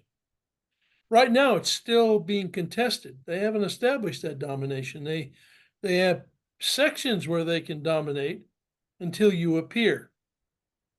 There are limitations to what you can do to pressure them away. They don't yet dominate, and they don't yet have the ability to restrict or overcome your sovereignty. And so, as long as you maintain, and in my view, expand your surveillance, monitoring, and so forth over your waters, West Philippine Sea, and keep the world informed and let the Chinese know by a variety of means and never ending that their behavior is unacceptable and the world's aware, then that status quo will be maintained, although they will escalate their bullying. They're going to fly. I'm one who thinks they're going to fly their planes around your helicopters or over your ships more often. They've gotten away with it twice, and they're going to do it again. But if it's publicized, they have to worry about their image. And that doesn't stop them, but what it does mean, it makes them back off and think, how do I do it next time? So in terms of politically, I think you're on top of it. You're maximizing your partnerships. But the long-term economic implications are what worries me.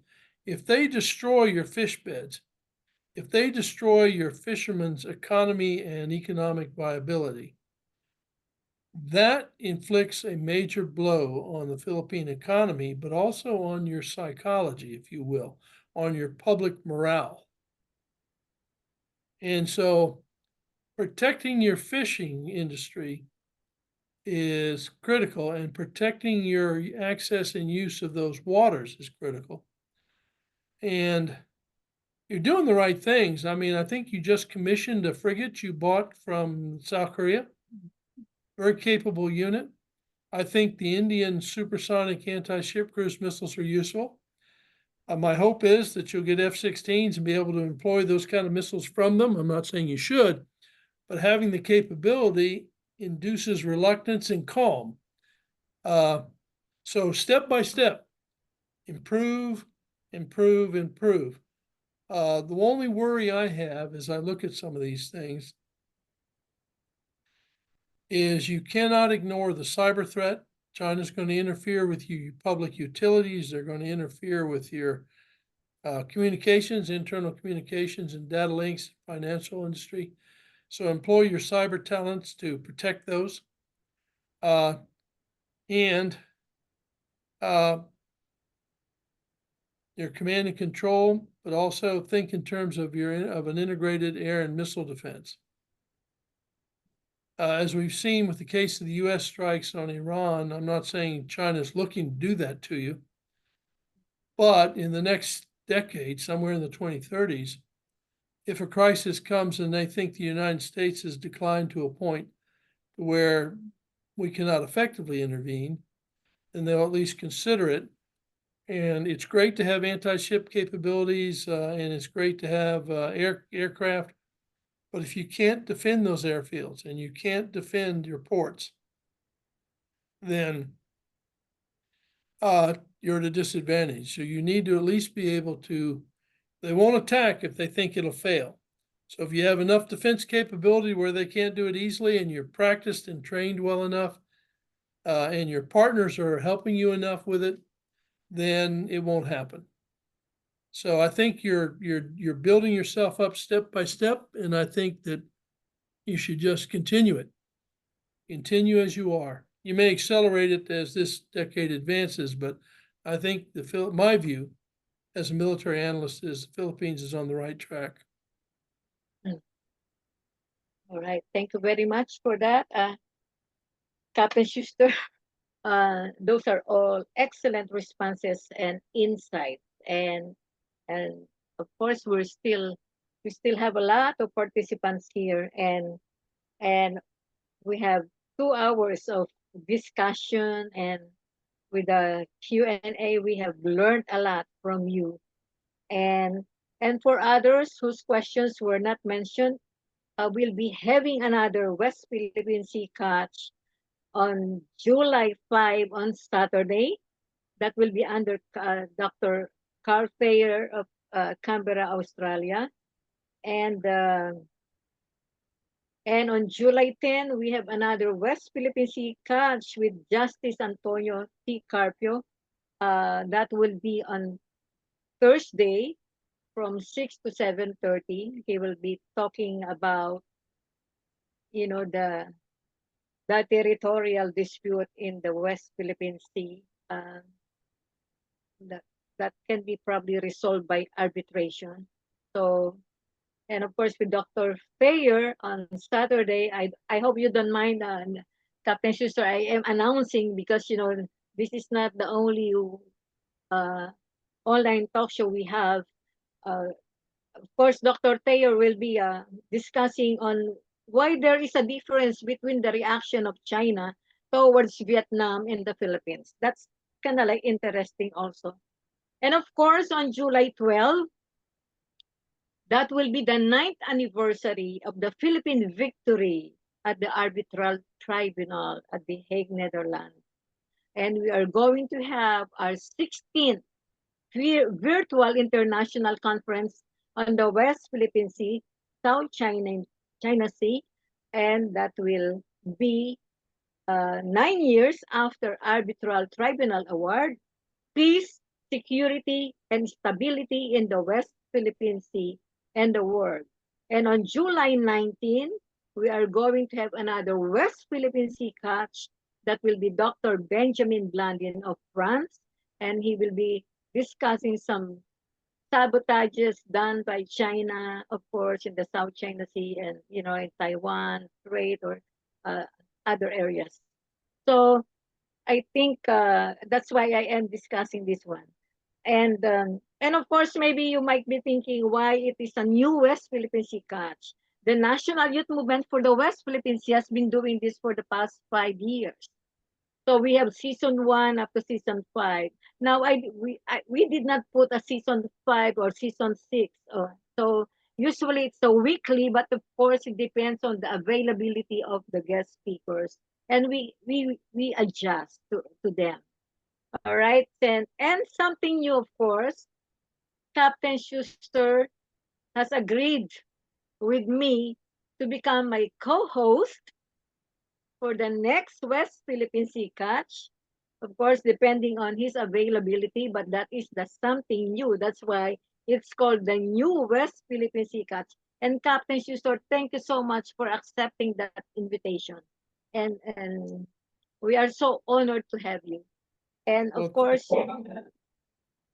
right. I was just thank you. And by the way, Dr. Thayer is an expert on Vietnam, and he's very knowledgeable in Malaysia. So he's in a better position to answer some of the questions about why Vietnam and Malaysia do things the way they do them. And he's intimately aware of China's bullying of Vietnam over the last 25 years. So and he's an Right. internationally recognized expert in that field.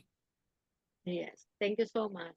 And of course, we will be sending the Zoom link invitation for this next upcoming events, of course, for next Saturday and Thursday, July 10, July 12, and July 19.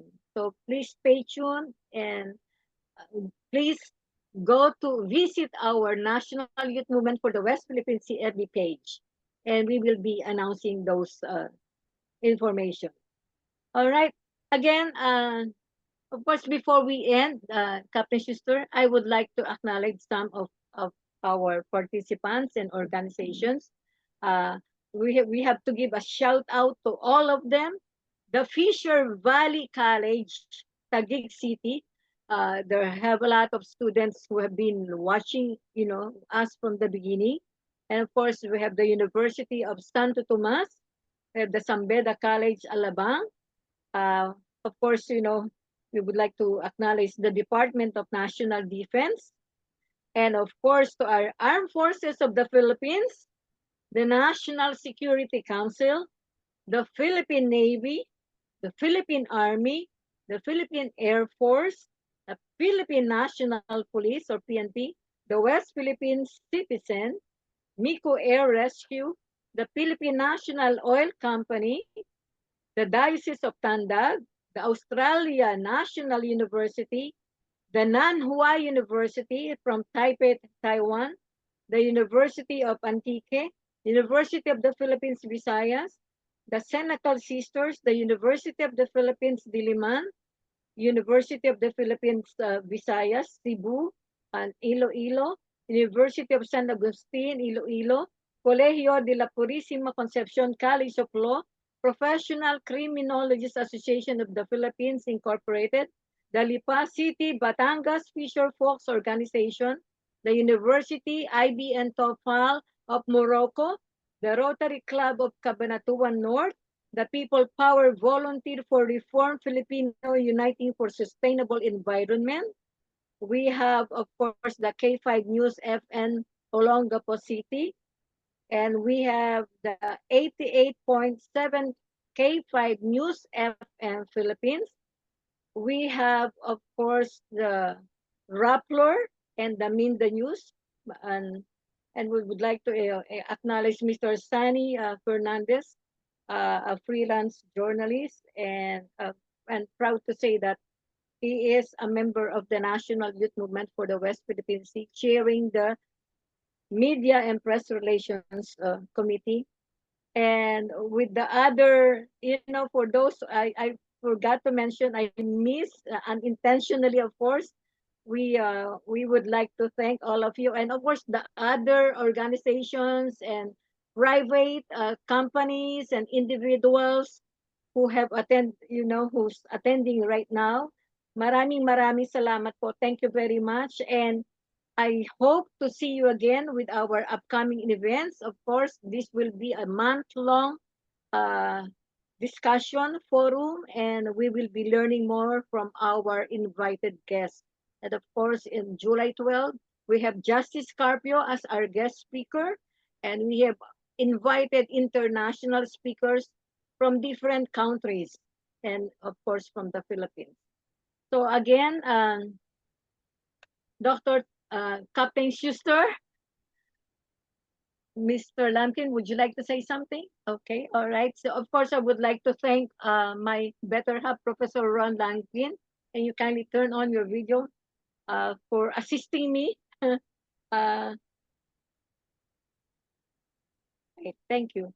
Again, on behalf of the National Youth Movement for the West Philippine Sea, Captain Schuster, we would like to extend our heartfelt gratitude and sincerest appreciation for your continuous support and for this excellent presentation and responses, and making this new West Philippine Sea Catch, I would say, a premiere, I would say, for this year, a very successful one. And for being, of course, I would like to inform everyone that Captain Schuster is also a member, an advisor, and a consultant of the National Youth Movement for the West Philippine Sea. Maraming salamat, Captain Schuster. Thank you very much. Let's give Captain Schuster a big round of applause. Thank you so much. Thank you. All right. So now, and I would say, of course, the participants here, I receive, of course, your registration, and I'm the only one receiving your Zoom registration because of their personal information there. And I will be extending the invitation again for our upcoming events. So please expect an email coming from me, and hope to see you again in our upcoming events next week and the following week and until July. It might even extend to August. And also, I would like to announce on September 28, 2025, that will be the 10th founding anniversary of the National Youth Movement for the West Philippine Sea. And we will be announcing what would be our activities.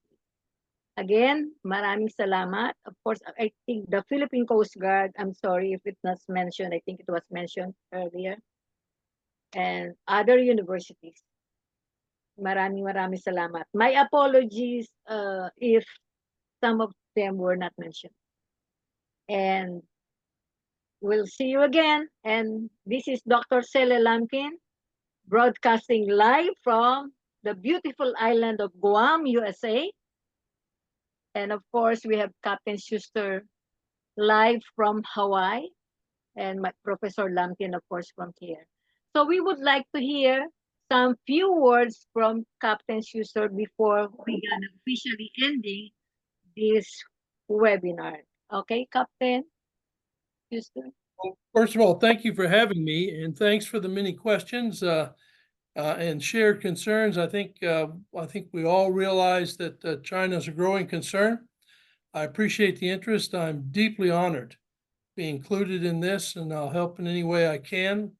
And thank you all for your attention, for the kind words, and support over the years. You all have a pleasant evening or afternoon where you are, and thanks again. Have a nice weekend. Thank you so much, Captain Schuster. Thank you. Oh, one other thing, if you guys have any questions, if this is okay with you, Dr. Lampkin, if they have Yes. any questions that we didn't get to, just if they're able to email them to you, forward them to me, and if I can answer them, I will. If I can't, I'll just admit it. Oh, yes, Captain, I'll do that. You know, like for example, those questions that were not yet answered, you know, because of, you know, we really lack the time. You know, there's always a lot of questions. And we thank everyone, you know, with the support of our military personnel officers and everyone. Thank you. Then we are now